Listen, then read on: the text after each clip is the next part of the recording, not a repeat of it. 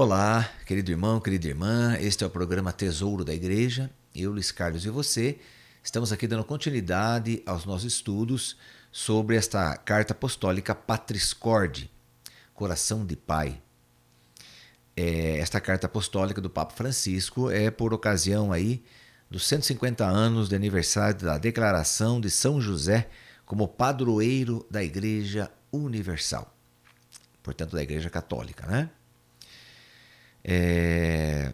Esse documento aqui, então, fala um pouquinho da vida de São José.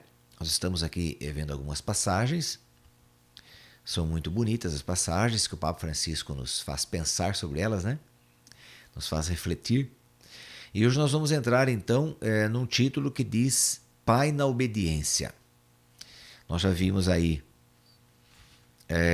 anteriormente, no programa anterior, Pai na Ternura e um amado Pai. Ok? Agora, hoje, Pai na obediência. Então, isso quer dizer que José foi um homem obediente. De forma análoga à obra de Deus com Maria, manifestando-lhe o seu plano de salvação, também revelou a José os seus desígnios por meio de sonhos, que na Bíblia, assim como em todos os povos antigos, eram considerados um dos meios pelos quais Deus manifesta a sua vontade. Aí nós temos vários exemplos, né? Na Sagrada Escritura, Gênesis 20, 28, 31, né? Números 12, 1 de Samuel 3 e assim vai. Então, quando Deus queria falar com alguém, muitas das vezes ele usava os sonhos, né? José sente uma imensa angústia com a gravidez incompreensível de Maria, mas não quer difamá-la e decide despedi-la secretamente. Por que isso, né? Porque, caso você não saiba, né, as mulheres daquela época, se elas traíam, né, os seus maridos, ou se elas engravidavam ainda antes de se casar, então a pena para elas era serem apedrejadas até a morte. Então, se José falasse, né, para as pessoas, olha, ela está grávida e eu não tenho nada a ver com isso, então, obviamente, seria traição. Seria aí uma fornicação, né, que é o sexo antes do casamento. Não seria adultério porque ela teria que ser casada já com José. Bem, embora estivesse noiva, né? Mas, enfim, de qualquer modo, a pena para esse tipo de atitude seria, então, de infração, né? Vamos dizer assim, seria a ser apedrejada até a morte. E ele, então, não querendo difamar Maria, ele decide despedi-la secretamente, né? Então vamos dizer assim, olha, não vou falar para você, não vou chamar as autoridades competentes, né? Não vou chamar, não vou, portanto, levar você aí a ser penalizada aí com as pedras, né? Até a morte. Também naquele caso, né, da mulher que foi pega em adultério, trouxeram até Jesus, não sei se vocês lembram desse episódio. Jesus estava agachado, assim, escrevendo na areia, e trouxeram essa mulher até ele, dizendo, olha, ela foi pega em adultério agora, a lei diz para apedrejá-la, e o que o senhor fala, né? E daí ele, bem quietinho, não olhou para a mulher, não olhou para ninguém, e disse, bem, atire a primeira pedra, então, quem não tiver pecados, ou quem nunca errou em nada, até hoje nunca fez nada de errado.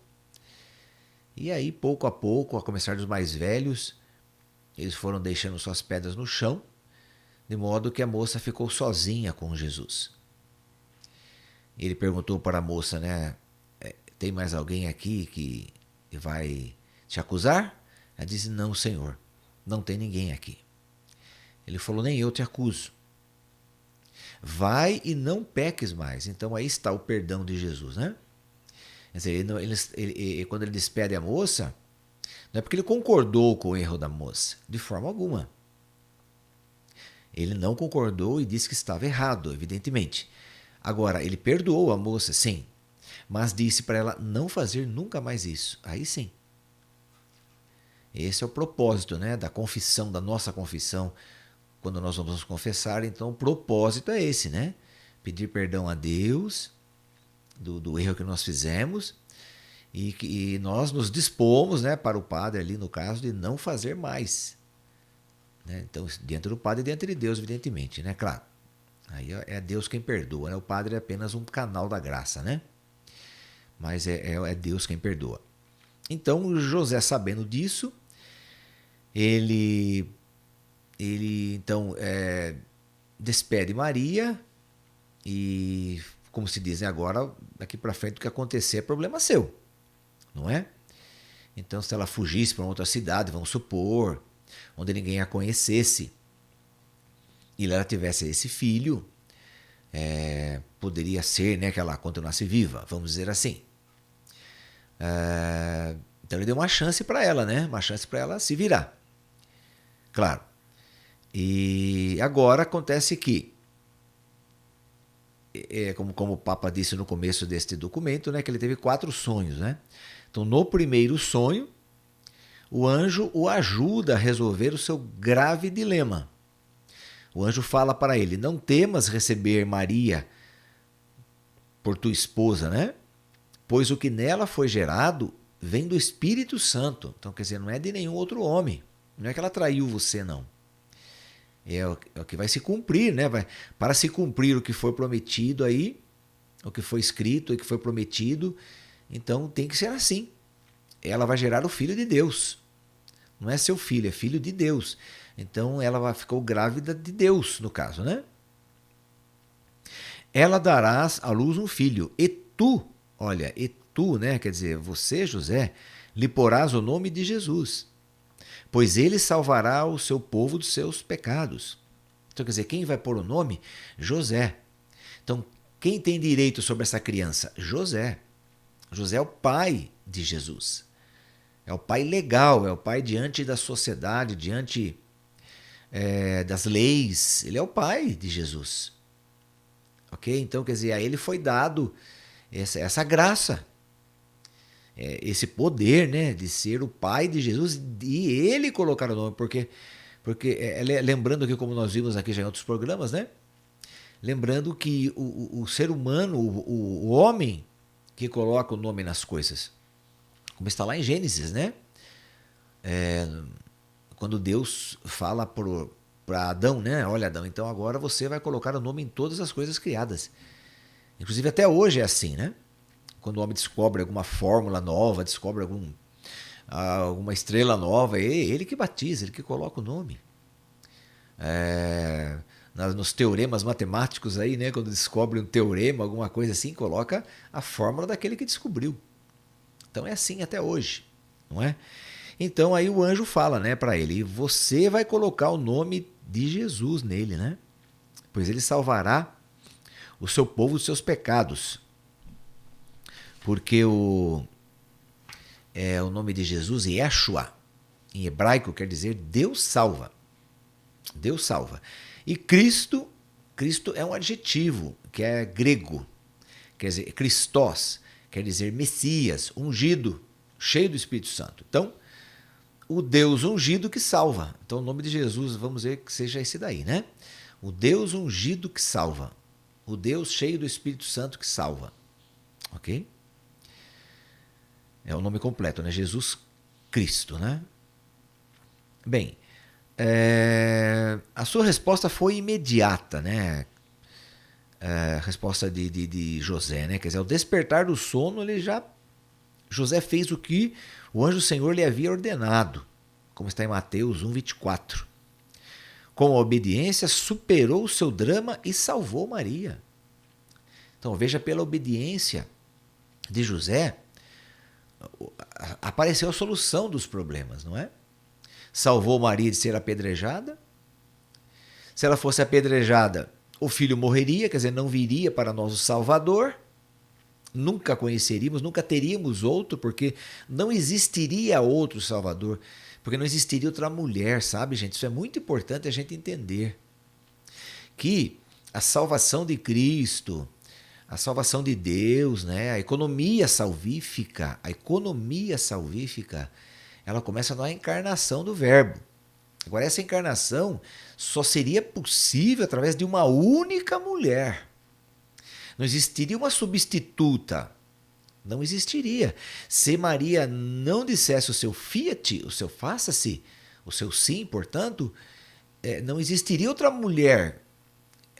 Nem que Deus quisesse criar outra mulher, porque foi preparada somente uma.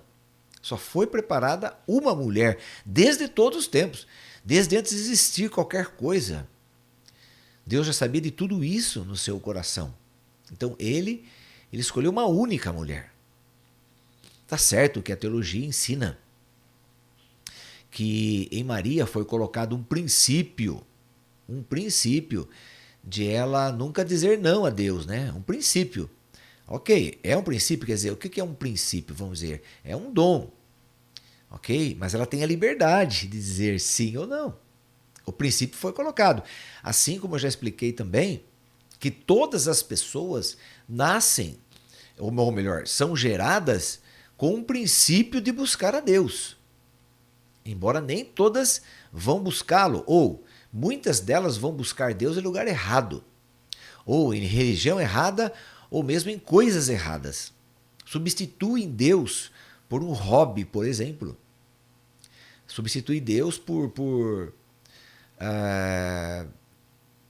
ser montanhista, vamos dizer aí, não é? Então a vida dele, o prazer dele, tudo que ele faz na vida tem como objetivo, como foco ser montanhista, ok? Só estou dando aqui um exemplo bem aleatório, né? Claro que pode ser uma pessoa que foca a vida dela em colecionar alguma coisa, então toda a vida dela está ali para a coleção daquilo.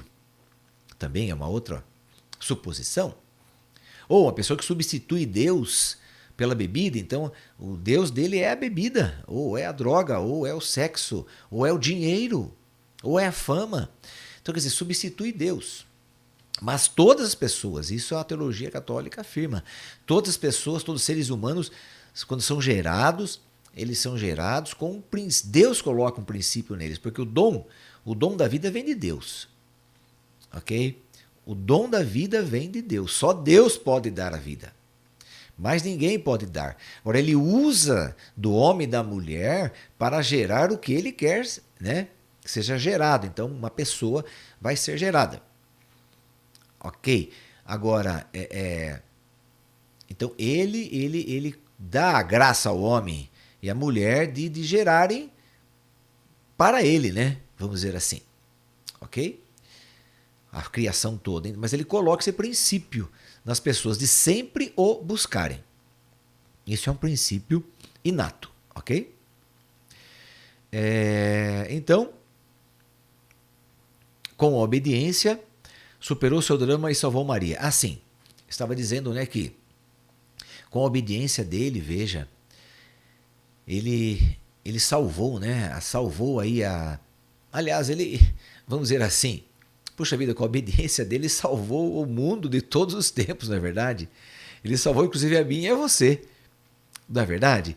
Porque se José não tivesse sido obediente, como estava dizendo, Maria morreria, o filho dela morreria, não teríamos Salvador.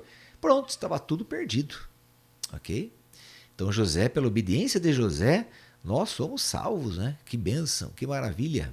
Obrigado, São José. No segundo sonho, o anjo dá a ordem a José. Levanta-te, toma o menino e sua mãe e foge para o Egito. Fica lá até que eu te avise. Porque Herodes vai procurar o menino para matá-lo. José também não hesitou em obedecer. Isso está em Mateus 2,13, né? José não hesitou em obedecer, sem se questionar sobre as dificuldades que encontraria. Imagina, né? José levantou-se de noite com o menino e a mãe. Retirou-se para o Egito, onde ficou até a morte de Herodes. Então veja, de repente, Deus dá essa ordem a você.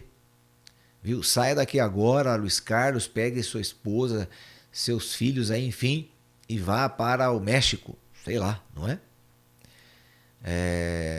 Já pensou num país totalmente que fala outra língua, costumes diferentes, não tenho nada lá, não sou nada reconhecido lá do que eu faço aqui, então, do que eu formei, do que eu estudei, do que eu tenho aqui.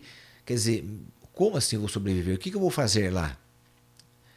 Né? Todo mundo vai saber que eu sou estrangeiro. Será que vão me dar emprego? Será que vão me ajudar? E daí? Então José, sem hesitar, quer dizer, sem pensar nessas coisas, ele foi. Ele foi obediente a Deus. Assim como Abraão, lá na cidade de Ur, na Caldeia, Deus falou com ele: Abraão, sai da tua terra, da tua parentela, vai embora daqui para uma terra que eu vou ainda te mostrar onde é. Pelo menos aqui José sabia que ele tinha que ir para o Egito. Agora Abraão não sabia nem para onde ia. Tá vendo? A obediência. No Egito, então, com confiança e paciência, José esperou do anjo o primeiro aviso, ou melhor, esperou do anjo o aviso prometido para voltar ao seu país.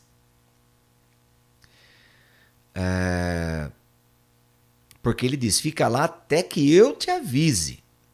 Então veja o que o anjo falou para José: fica lá no Egito até que eu te avise. Então ele ficou esperando o aviso para ele voltar. Logo que o mensageiro divino, em um terceiro sonho, depois de informar que tinham morrido aqueles que procuravam matar o menino, ordena que ele se levante, tome consigo o menino e sua mãe e regresse à terra de Israel. Mateus 2, 19 a 20. Quer dizer, não se sabe, né? A Bíblia não narra quanto tempo ele ficou lá, quanto tempo José ficou com Maria e com Jesus no Egito. Não fala quantos meses, se for alguns anos, não fala. Ok? Nós não sabemos disso. Então, tome consigo o menino e a sua mãe e regresse à terra de Israel. Mateus 2, 19 a 20. De novo obedece sem hesitar. Então veja que aí já é o terceiro sonho, né, de José. Ele levantou-se, tomou consigo o menino e sua mãe e entrou na terra de Israel. Mateus 2, 21. Durante a viagem de regresso, quando, porém, soube que na Judéia reinava Arquelau, filho, né, de Herodes, teve medo de ir para lá. Depois de receber em sonho um aviso, retirou-se para a região da Galiléia e foi morar numa cidade chamada Nazaré. Então também o anjo volta a falar com ele novamente em sonhos. É o quarto sonho de José, que é o último, né? O último sonho dele, dizendo para ele então não retornar para a sua cidade, né? Porque para a sua cidade de Belém, né? Que ele morava em Belém, da Judéia. Então, para não retornar, e ele vai então para Nazaré, ok? Na Galiléia. Então a Judéia é um estado, vamos dizer assim, e Galiléia é outro, né? Vamos supor aí Paraná e Minas Gerais, né? Ok? Pois bem, aí ele foi então para morar na cidade de Nazaré. Bem, ali ele se estabeleceu, né? Mateus 2, 22, 23. Ali ele se estabeleceu e ali ele adquiriu casa, sua marcenaria, porque, claro, ele carregava no lombo do burro as suas ferramentas, né? Porque o ofício dele era marceneiro, ele tinha que ganhar dinheiro para sustentar a família, comprar comida, roupa, etc. Então as ferramentas dele ele levava com ele. Onde ele fosse, quando ele foi no Egito também, ele foi com as ferramentas, né, para ter o seu ganha-pão. Então em Nazaré ele se estabelece totalmente daí, não volta mais para Belém, a sua terra natal, e fica ali então, e a família fica sendo conhecida como a família de Nazaré. Tanto é que Jesus, muitos deles chamam Jesus de o Nazareno, quer dizer, o que veio de Nazaré. Ou então o Galileu, que nasceu na região da Galiléia. Pensava-se, né? Pensava-se que Jesus havia nascido ali naquela região. E melhor, naquela cidade. Mas não, né? Ele nasceu em Belém, de Judá. Foi gerado, né? Foi gerado, sim, em Nazaré, mas depois ele, como houve o recenseamento,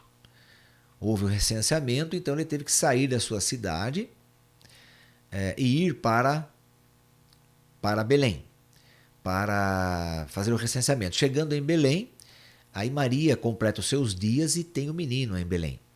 É isso mesmo. Portanto, eles voltam à sua cidade aí de Nazaré, né?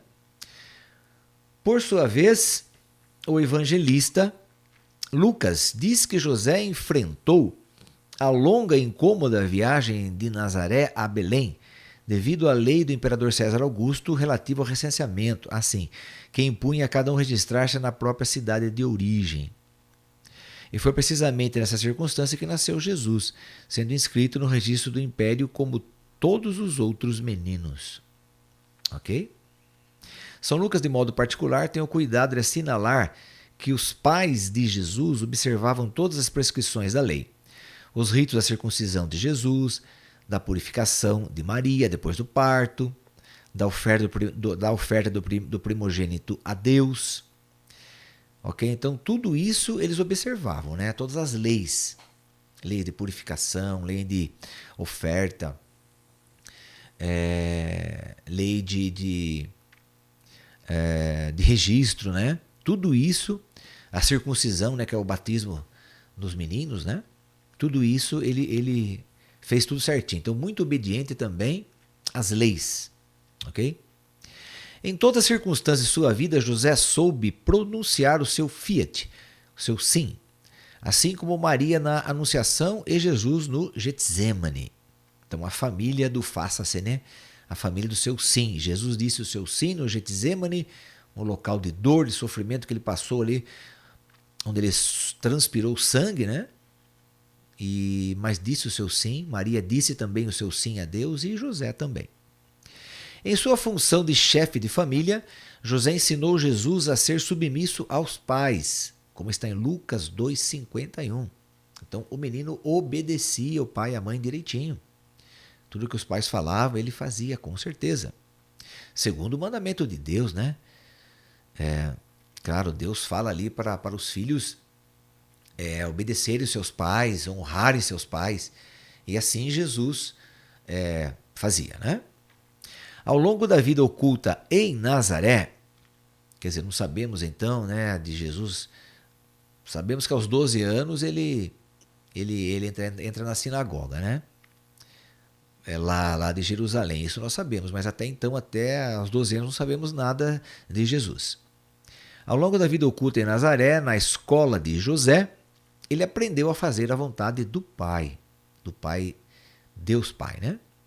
A vontade torna-se o seu alimento diário, como está em João 4,34, né? Quando ele fala para a samaritana que quando a samaritana fala para ele que tem sede, né? De onde ele vai tirar aquela água para matar a sua sede, né? Então ele mesmo já vai falar aqui para a samaritana, né? João 4,34. Meu alimento é fazer a vontade daquele que me enviou e cumprir a sua obra. Então, quer dizer, meu alimento, minha vontade, meu desejo, né? É fazer a vontade daquele que me enviou, do Pai. Então, esse sim é o seu alimento, né? Mesmo no momento mais difícil da sua vida, vivido no Getsêmani, Jesus preferiu que se cumprisse a vontade do Pai e não a sua, fazendo-se obediente até a morte de cruz. Por isso, o autor da carta aos Hebreus conclui que Jesus aprendeu o que significa obediência por aquilo que ele sofreu. Sim.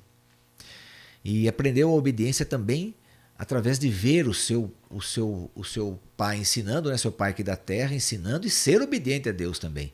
Então, quer dizer, ele tinha o testemunho de José, tinha aí, né, a prova viva na sua frente do que é ser obediente a Deus, E José ensinou ele a ser obediente, então ele sempre foi obediente, né? Tanto a José quanto ao Pai eterno.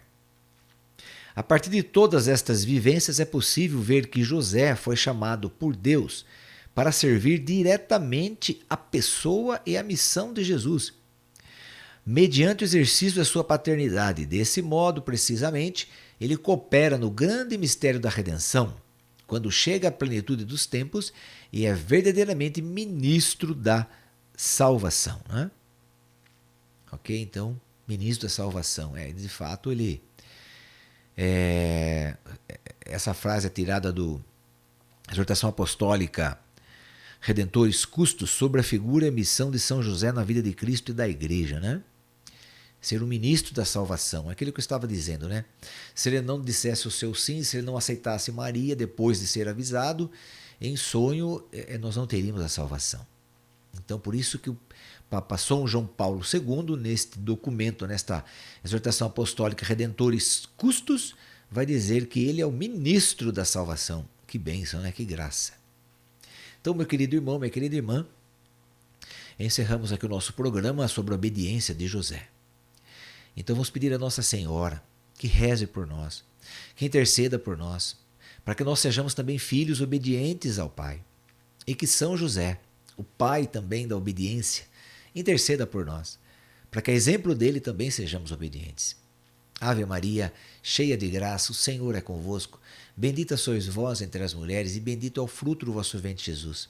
Santa Maria, Mãe de Deus, rogai por nós, pecadores, agora e na hora de nossa morte. Amém. Que o Senhor nos abençoe em nome do Pai, do Filho e do Espírito Santo. Amém. Então, nosso próximo programa, se Deus quiser.